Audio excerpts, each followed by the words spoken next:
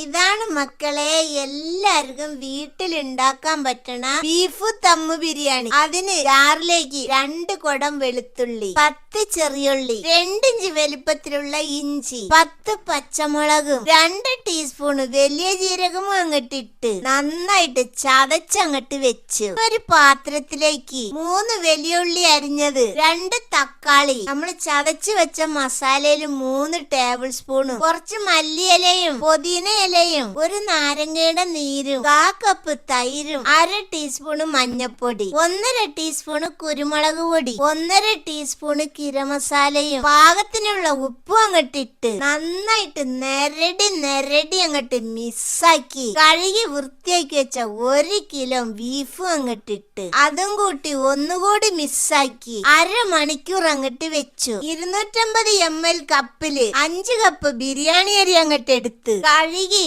20 minute കുതിർത്താൻ അങ്ങട്ട് വെച്ചു. 1/2 മണിക്കൂർ അങ്ങട്ട് കഴിഞ്ഞപ്പോ ഇറച്ചി മസാലയും ഒരു കുക്കറിലേക്ക് ഇട്ട് 6-7 വിസിൽ വരുന്നവരെ വേവിച്ച് വെള്ളമൊക്കെ അങ്ങട്ട് വറ്റിച്ചെടുത്തു. ചോറുണ്ടാക്കാൻ വെച്ച ചെമ്പില് 5 ടേബിൾ സ്പൂണ് നെയ്യും 5 ടേബിൾ സ്പൂണ് ഓയിലും അങ്ങട്ട് ഒഴിച്ച് ചൂടായി വന്നപ്പോ 3 വെല്ലുള്ളി അരിഞ്ഞത് അതിലേക്ക് ഇട്ടു കറുമുറ ആവണത് വരെ പൊരിച്ചങ്ങട്ട് എടുത്തു. ആ എണ്ണയിൽ തന്നെ കുറച്ച് അണ്ടിപ്പരിപ്പും മുന്തിരിയും ഇട്ട് വറുത്തങ്ങട്ട് എടുത്തു. ഇനി ആ എണ്ണയില് 5 ഏലക്ക, 6 ഗ്രാമ്പു, ചെറിയ 4-5 കഷ്ണം പട്ടയും ഇട്ട് ഒന്ന് വറന്നു വന്നപ്പോ പകുതി ഉള്ളി അരിഞ്ഞങ്ങട്ട് ഇട്ട് ഒന്ന് പൊരിഞ്ഞു വന്നപ്പോ ചതച്ചു വെച്ച മസാലയില് 1 ടേബിൾ സ്പൂൺ അങ്ങട്ട് ഇട്ട് പച്ചമണം അങ്ങട്ട് മാറിയപ്പോ 1 കപ്പ് അരിക്ക് 1.5 കപ്പ് വെള്ളം എന്ന അളവില് 7.5 കപ്പ് വെള്ളം അങ്ങട്ട് ഒഴിച്ച് പാകത്തിന് ഉപ്പും അങ്ങട്ടിട്ട് വെള്ളം വെട്ടി തളച്ചങ്ങട്ട് വന്നപ്പോ നമ്മള്